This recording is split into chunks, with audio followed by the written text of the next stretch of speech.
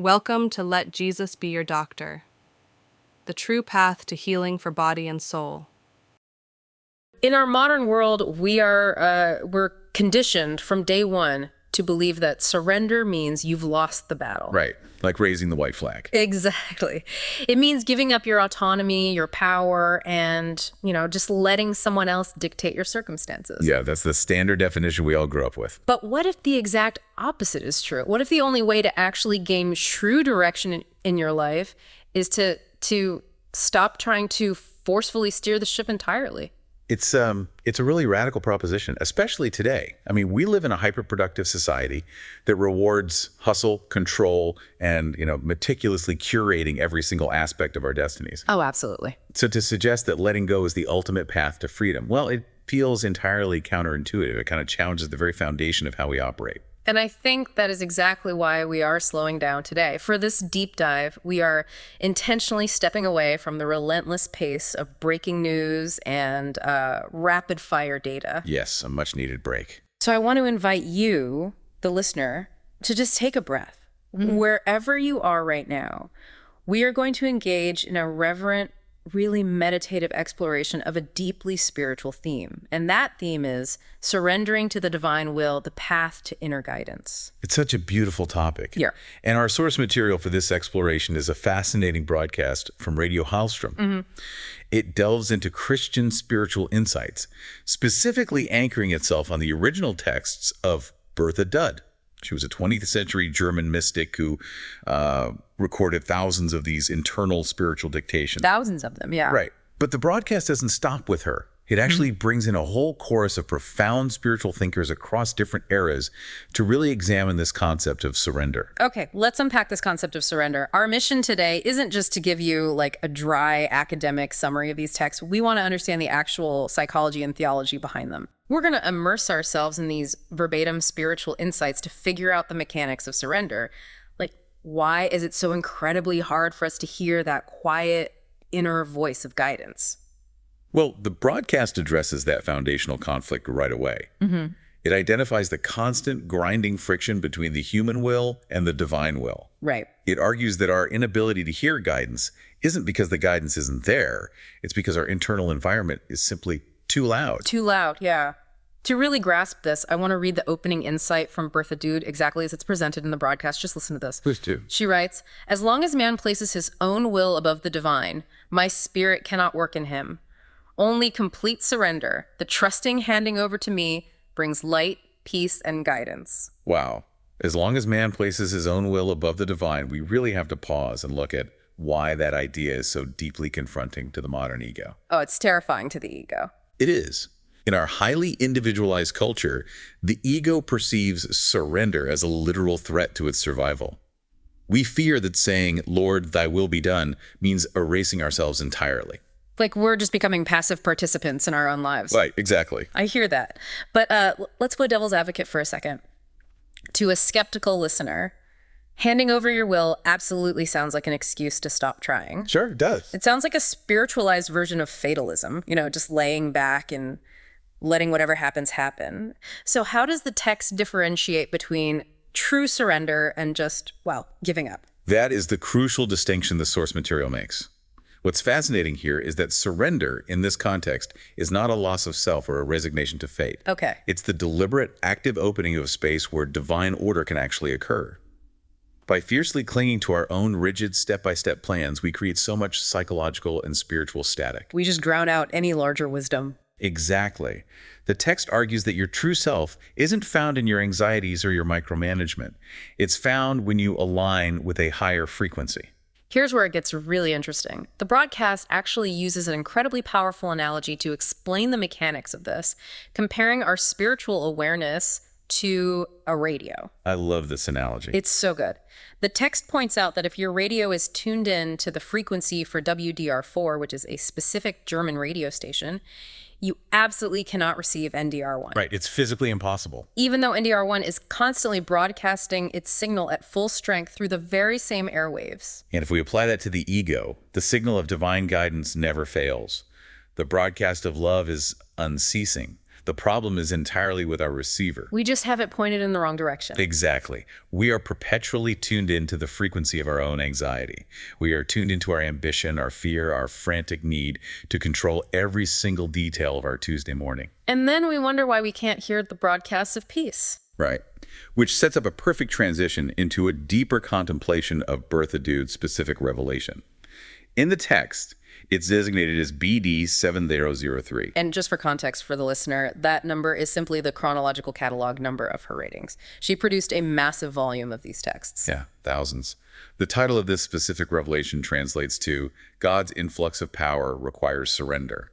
It explores the original state of humanity and the mechanism of how we lost that connection. I want to read an extended portion of BD 7003 because the language is incredibly rich and we should really take our time with it. Definitely. Let's hear it.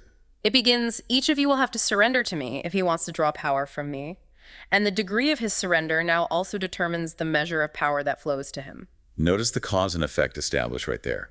Drawing power is entirely conditional on the degree of surrender. It frames divine energy not as a static object you possess, right? Exactly, but as a current that flows through you. But only if the conduit's open. Right. And the text continues, addressing the history of this conduit. Let me read the next part. Go ahead. Dud writes, your original relationship to me ensured you a constant overflow of power from me. You were so intimately connected to me through love that my love also constantly radiated through you, filling you with power and light. That phrase, original relationship, is doing a lot of heavy lifting there. It really is. It implies a time before the ego built its defensive walls. The text makes it explicitly clear that the divine source has not changed.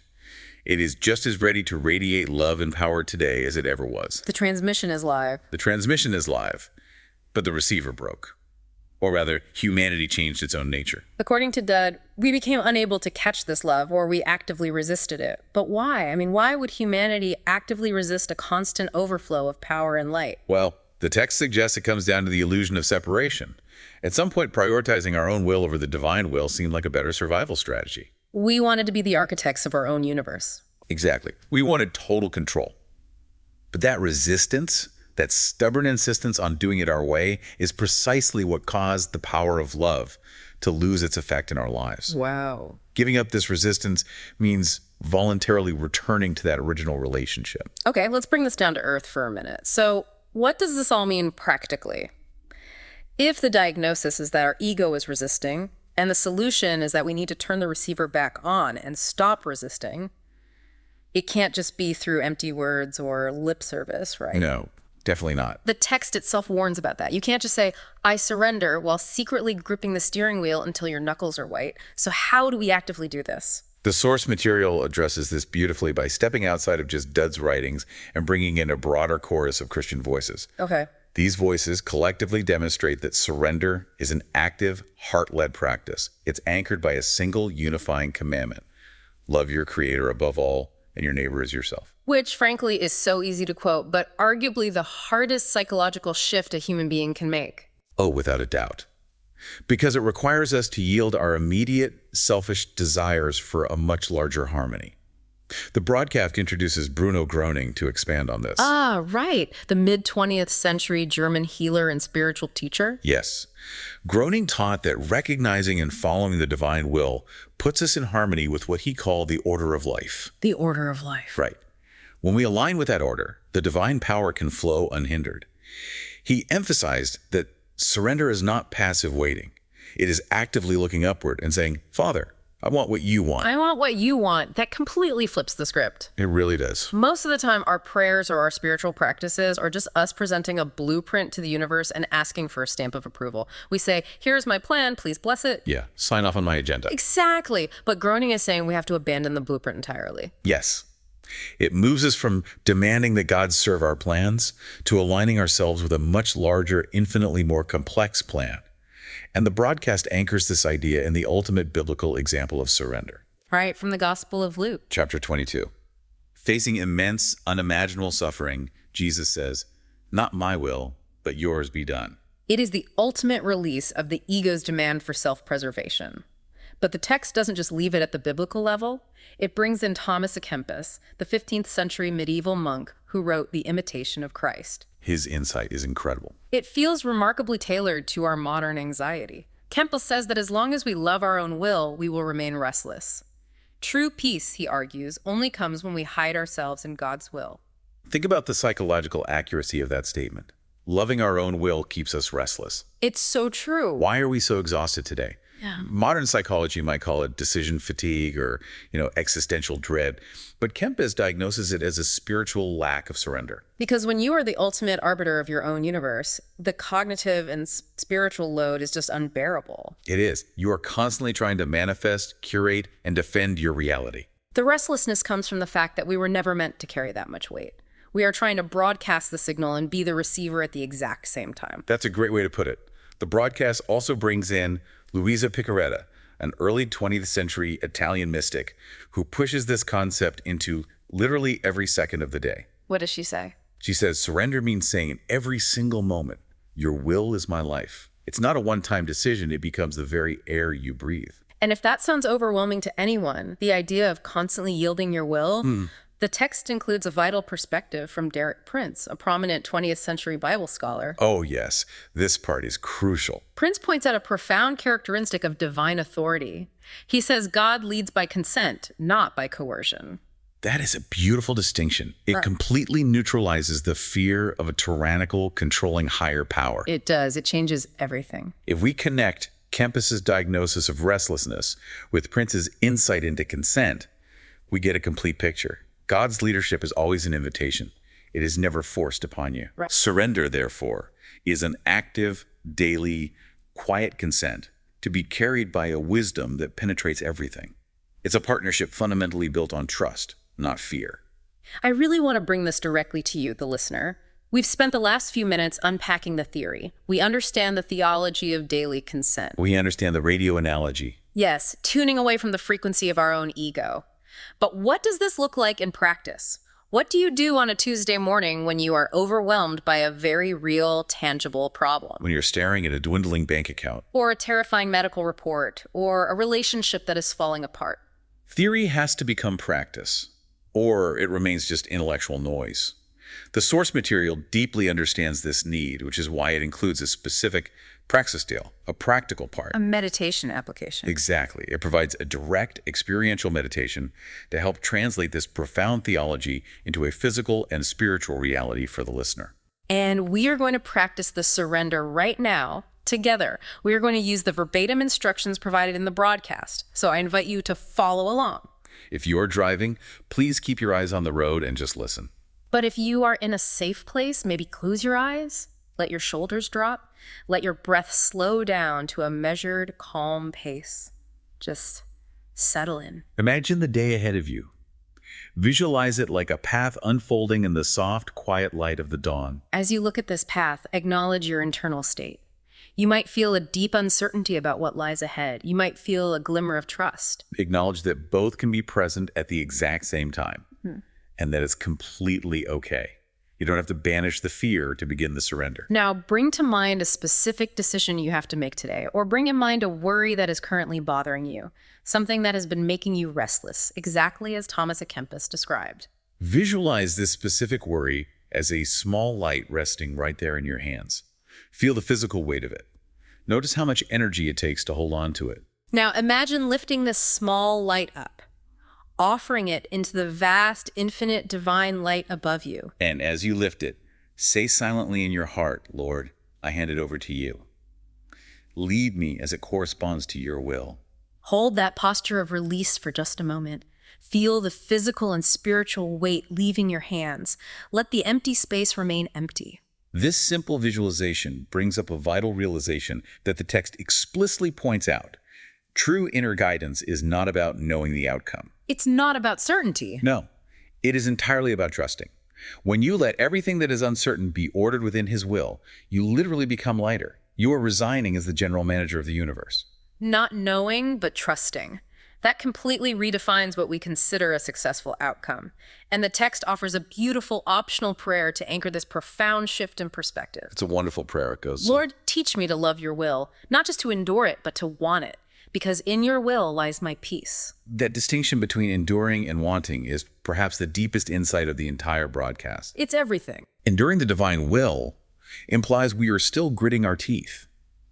It means we are secretly wishing for our own way, but begrudgingly accepting what happens. Right. Wanting the divine will means the ego has finally yielded.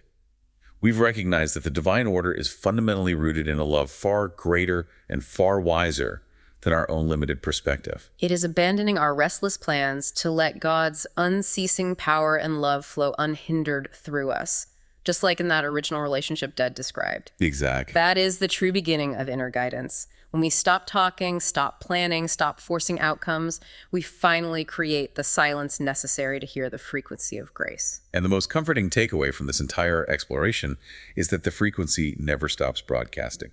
It has been playing all along, just waiting for us to tune in. To close out this meditative deep dive, I want to offer you the blessing exactly as it appears in the text from the Radio Hellstrom broadcast. Please do. May the divine will fill your heart and carry you through this day and whatever comes. May you truly feel that all genuine guidance emerges from the silence of God. It is a profound and necessary wish for anyone navigating the sheer complexities of modern life. It truly is. And before you transition back into the rush of your day, we want to leave you with one final thought to mull over. The source material beautifully reminds us that God's broadcast of strength and love is playing unceasingly. The signal is strong. The signal is pure. But as you step back into your daily routine, as the emails start coming in and the demands pile up, ask yourself, what personal static or daily noise do you need to tune out today so you can finally hear the divine station that has been broadcasting to you all along?